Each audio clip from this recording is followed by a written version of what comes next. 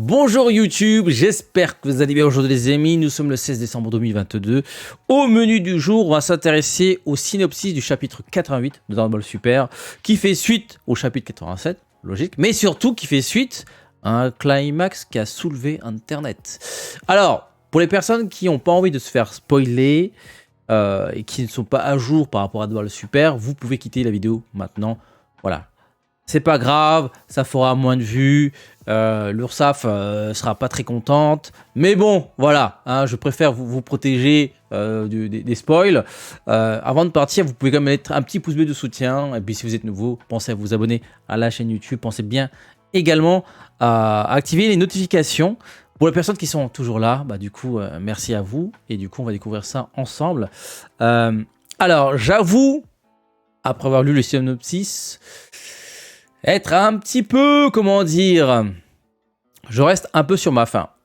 Il faut savoir que ils ont décidé, pour une raison pour l'instant que j'ignore, que la suite de Dragon Ball Super allait se focaliser non pas sur ce qu'on a vu sur le chapitre 87, enfin surtout sur la fin, mais sur deux persos dont on avait complètement oublié l'existence, et surtout c'est en rapport avec Dragon Ball Super Super Hero, le film qui est sorti donc cette année et qui est sorti en Blu-ray il y a quelques jours au Japon. Donc là, on va suivre Goten et Trunks adolescents. Alors, je vois pas quel est le rapport entre la fin du chapitre 87 avec l'arrivée d'un Freezer boosté aux hormones qui nous montre que c'est lui le patron, c'est lui le nouveau patron. Et on se dit, mais qu'est-ce qui s'est passé? Voilà. Et là, on laisse ça de côté et on se focalise sur Trunks et Goten. Et en plus, Trunks et Goten avant le film Dragon Ball Super Super Hero. Voilà. Déjà, leur participation dans Dragon Ball Super Super Hero se résume à une blague, à un running gag qui commence à ne plus être drôle en fait. Ils ont refait ce qu'ils ont fait durant l'arc-bout, c'est-à-dire ils ont fait une fusion ratée, voilà. C'est tout. Voilà. On n'a pas eu droit à une nouvelle forme, on n'a rien eu en fait. On a juste eu un petit clin d'œil, voilà. Genre Goten et Trunks, ça se résume à Gotenks, voilà. Et en plus à Gotenks foiré. Et donc, je vois pas trop l'intérêt de revenir sur Trunks et Goten qui, ok, ils ont grandi, mais quand je vois ce qu'ils ont fait dans le boss Super Hero, je me dis, bon, bah, c'était peut-être mieux de les laisser de côté et de se focaliser sur Goku Vegeta et bah, du coup, Gohan qui revient dans le film dans le Super Héros, mais pareil, sa transformation laisse place à plein de questions. Mais comment, pourquoi, qu'est-ce Mais bon, trop de questions sans réponse. Et en attendant, tout ce qu'on a à se mettre sous la dent, c'est les aventures de Trunks et Goten. Voilà. Bon, résumé du chapitre. Dans le précédent chapitre, Goku et Vegeta ont combattu Gas et se sont fait battre par Black Freezer, sont retournés sur la planète virus pour continuer leur entraînement afin de vaincre Freezer pendant ce temps sur Terre. Voilà, c'est ce que je disais, le truc le plus intéressant, on va pas en parler. Donc en attendant, on va se manger des aventures un peu aux F. Saiyaman X1 et Saiyaman X2 se présentent. Ils sont là pour nettoyer le mal de ce monde et se nomment eux-mêmes les Clean-Up Heroes. Après s'être présentés et avoir pris la pause, ils renversent la voiture des voleurs de bijoux dans la ville de Mosquito Town à West City. Les voleurs notent que ça doit être les cinglés qui se prennent pour des héros et qui se déchaînent ces derniers temps à West City. Alors, comme j'ai dit en introduction, ça se passe avant le film. Donc on ne va pas s'attendre à un gros power-up de leur part. Et du coup, on se pose la question, mais c'est quoi le projet en fait? C'est quoi le projet? Surtout que dans le film, ils ne viennent pas avec leur costume. Ils sont venus les mains dans les poches. On leur a dit, venez, il y a un gros combat contre un nouveau sel. Vous allez peut-être mourir, donc mais venez. Enfin bref. L'un des voleurs menace tous de leur tirer dessus, mais X1 écrase facilement le pistolet. Ne rendez plus la ville sale, ramenez vos déchets avec vous, dit-il en mettant le pistolet en morceaux dans un sac poubelle qu'il tend aux voleurs. Les voleurs s'y mettent alors à deux avec des couteaux, mais ces derniers s'avèrent également inefficaces contre les héros.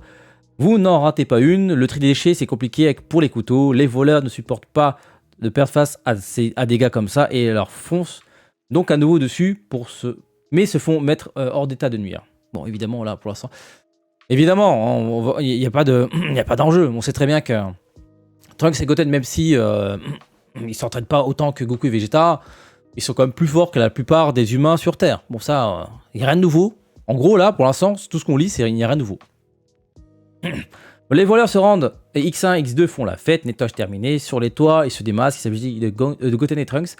Ça s'est parfaitement bien passé, en particulier leur pose qui était parfaite. Donc là, on a encore un petit clin d'œil de ce qui a été fait avant. Voilà, Grid Simon 1 et 2. Il faut savoir, de mémoire plutôt, je me rappelle que la danse de Gohan était mal perçue par Trunks. Bon, le fait qu'ils récupèrent les gimmicks de leur aîné, bon, why not. Encore une fois, on est dans le recyclage, hein, dans le recyclage de ce qui existe. On apprend qu'ils s'inspirent d'un héros de film nommé Clean God. Goten se demande si leur pose et leur réplique ne ressemblent pas trop à Clean God, mais Trunks lui dit que c'est pas grave parce qu'ils forment un duo, contrairement au Clean God qui est tout seul. Le téléphone de Goten sonne, il y a un autre braquage, mais cette fois-ci c'est une cyberattaque. C'est une cyberattaque qui vole des informations personnelles, donc ce n'est pas quelque chose qu'ils peuvent gérer, Trunks n'étant pas très bon avec les ordinateurs. Trunks dit qu'il aimerait se battre contre un mal plus fort pour avoir encore plus de la classe, mais que l'ère des super-héros est peut-être révolue. Goten pense que c'est bien que les choses soient si paisibles. Même Trunks remarque qu'il n'y a pas d'enjeu. Par contre, chose intéressante, une cyberattaque qui se déroule et ils sont incapables de faire quoi que ce soit. Est-ce qu'on n'aurait pas quelque chose là, les prémices d'un éventuel nouvel ennemi? Parce qu'on sait très bien que Trunks et Goten, en termes de puissance par rapport aux humains, il n'y a pas combat. Je pense pas que on aura droit à un méchant vraiment, on va dire, puissant dans le sens physique. Mais je pense qu'on aura plutôt droit à un ennemi puissant, mais de là. Avec une puissance plutôt intellectuelle. Et grâce à cette puissance intellectuelle, il va peut-être contrôler d'autres forces. Un peu la Dr Gero. La Dr Gero, physiquement, on sait très bien qu'il n'était pas très très fort, mais bon, voilà, c'est grâce à son cerveau qu'il a pu donc, mettre en vie des cyborgs capables de gérer les Saiyans. Donc là, peut-être qu'on a un indice par rapport au prochain ennemi. Un ennemi qui serait doué d'une force intellectuelle assez élevée, mais qui serait potentiellement humain, je pense. Donc, parce que tout ça, ça se passe sur Terre. Peut-être un rapport avec le ruban rouge. On resterait donc dans cette... comment dire, dans le retour du ruban rouge, hein, avec le film du Dragon Ball Super Héros. Peut-être que la fin du ruban rouge ne se termine pas avec le film Super Héros. Peut-être qu'on a encore d'autres choses non résolues. Ou est-ce que ce qui se passe ici, jusqu'au film, sera résolu avant le film? En gros, cet arc-là va se terminer et ensuite ils vont enchaîner directement avec le film. Parce qu'on ne sait pas si ça va continuer après le film. Alors évidemment, c'est ce qui nous intéresse. Hein. On veut voir ce qui se passe après avec le nouveau power-up de Gohan.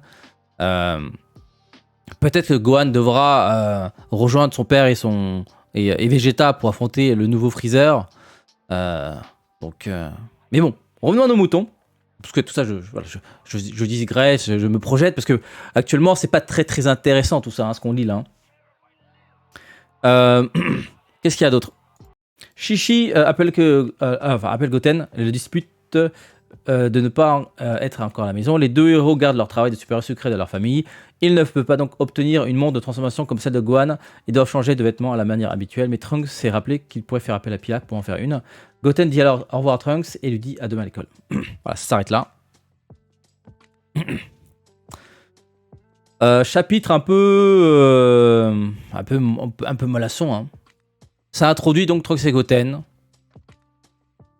Mais pour l'instant, je vois pas trop d'enjeux, excepté la cyberattaque, peut-être, qui serait peut-être les prémices d'un nouvel ennemi, mais pour l'instant, c'est vraiment rompiche, quoi. Comment tu peux enchaîner le chapitre 87 à ça?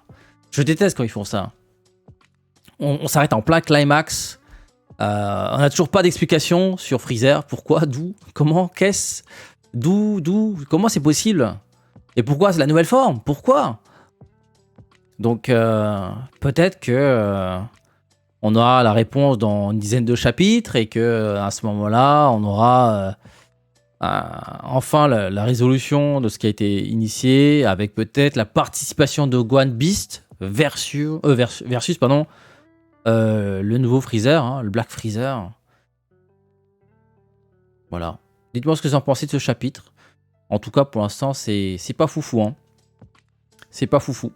Donc voilà les amis, c'est tout pour aujourd'hui. Le petit pouce de soutien, le petit abonnement sur YouTube. Pensez bien à activer les notifications. Oui, on reprend les vidéos. Voilà, on essaie de reprendre la chaîne. Donc voilà, pensez bien à vous abonner. Et portez-vous bien. Et puis à très bientôt pour d'autres vidéos. Ciao, ciao.